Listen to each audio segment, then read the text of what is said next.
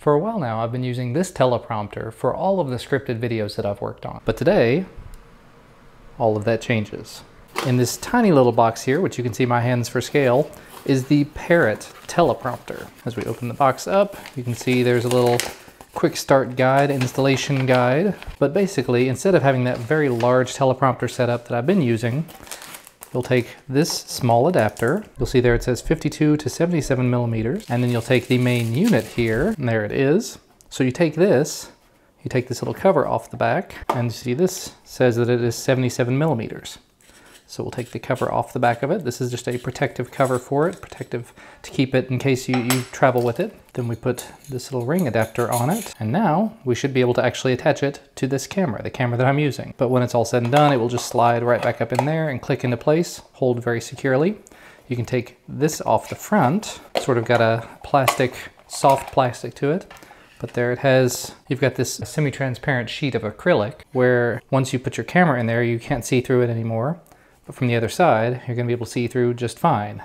And it looks like it makes a little tiny bit of a difference in terms of the color, but not a huge amount of difference. And then down here on the bottom, you might be able to see that there's a couple of springs here. This bottom plate actually pulls down, and you just slide your phone in there, push it back together, puts a little bit of pressure on there, and it's got an anti-slip pad here so your phone isn't going to slide off. And then you should be good to teleprompt. So at this point, I have the adapter on there, and all you have to do is you take the teleprompter setup itself and just slide it into place. As soon as it clicks, it's done. Now you can see at my widest angle here, I have a little bit of black around the corners, but that's because this is a decently wide angle lens. If I just simply zoom in a little bit, can't see any of the black anymore, so we're all good.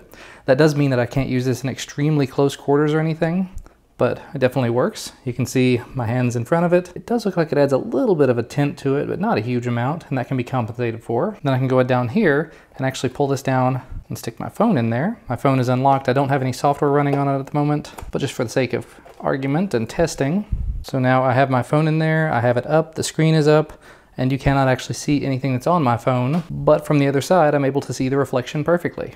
Now, taking a quick look at the way that this is set up, there's one minor complaint that I have about it, and it's that this is plastic. It is, not rubberized, it's not coated, it's not covered, which means it's great that it comes together and makes this nice little seal around it, but as soon as you pull it apart and stick your phone in there, that is plastic rubbing against your screen.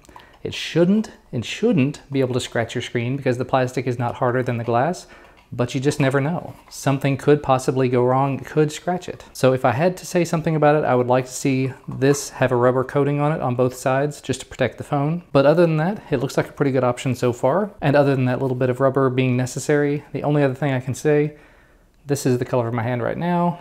You can see it makes a slight bit of color change. Not a huge amount, but a little bit. And at this point, you can see that I have the teleprompter in place with the phone mounted inside of it, and I'm actually reading these words off of the screen.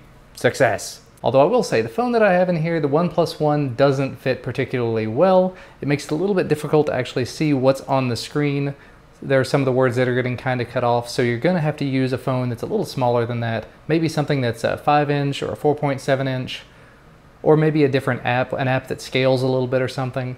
But for the most part, I am able to see what's going on. I can control it. This is the remote prompter app that I do normally use. And I'm not able to actually see anything on the display over here being shown from what's actually being shown in front of it. So as far as I'm concerned, that's definitely a success. But I think that's gonna be about all for me for today. If you're in the market for a teleprompter and you're not in the market for something that is large and sort of gargantuan like I showed you in the beginning, for 150 bucks over on Amazon, this is definitely not a bad deal. I'll put a link down in the video description to where you can find this one in particular. Basically, all you have to do is make sure that your camera has filter threads on it. The Sony FDR AX33 that I film my videos with does have a 52mm thread on it, so I could put filters on it and stuff.